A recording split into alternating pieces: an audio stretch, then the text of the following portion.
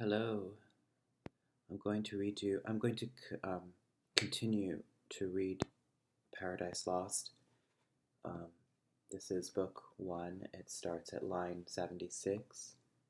Um, God has flung the angels out of heaven, and they've hit the ground, and they're twitching.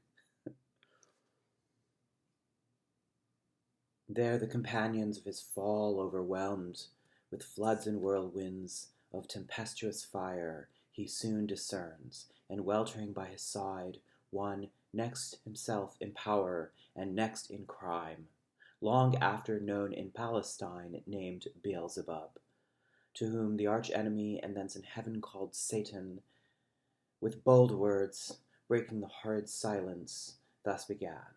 If thou beest he, but oh, how fallen, how changed, from him who in the happy realms of light, clothed in transcendent brightness, did outshine myriads, though bright, if he whom mutual league, united thoughts and counsels, equal hope and hazard in the glorious enterprise, joined with me once, now misery hath joined in equal ruin. Into what pit thou see, from what height fallen, so much the stronger proved he with his thunder. Until then, who knew the force of those dire arms?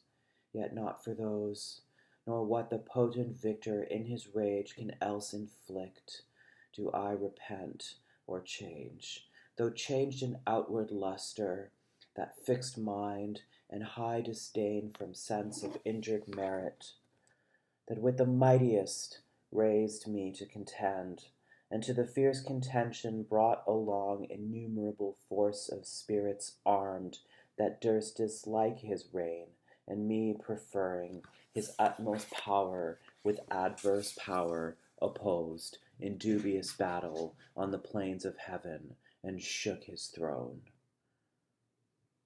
What though the field be lost? All is not lost. The unconquerable will and study of revenge, immortal hate and courage, never to submit or yield. And what else? What is else not to be overcome? That glory never shall his wrath or might extort from me.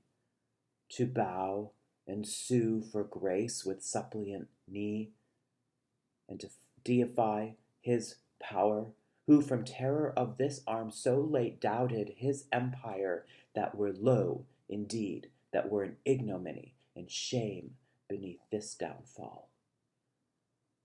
Since by fate the strength of gods and this imperial substance cannot fail, since through experience of this great event its arms not worse, in foresight much advanced, we may with more successful hope resolve to wage by force or guile eternal war, irreconcilable to our grand foe, who now triumphs, and in the excess of joy, sole reigning, holds the tyranny of heaven.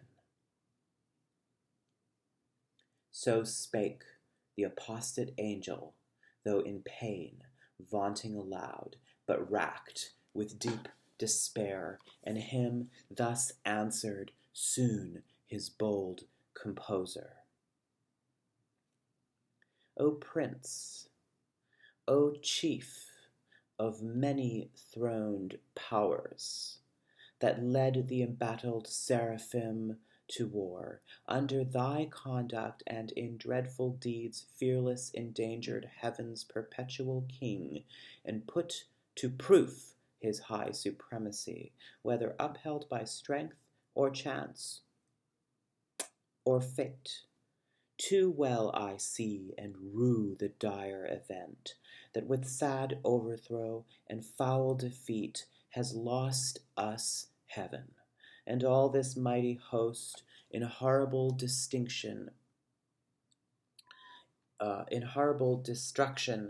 laid thus low, as far as gods and heavenly essences can perish, for the mind and spirit remain invincible, and vigor soon returns.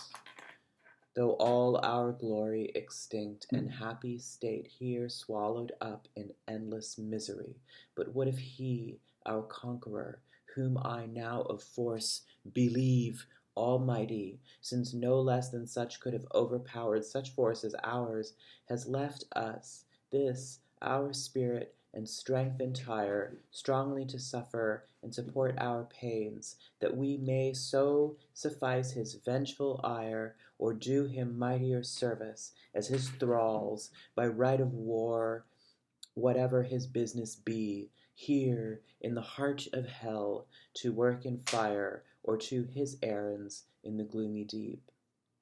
What can it then avail, though yet we feel strength undiminished, or eternal being, to undergo eternal punishment?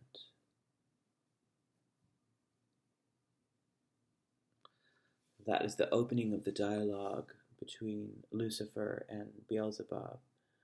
And before Lucifer answers, we will pause.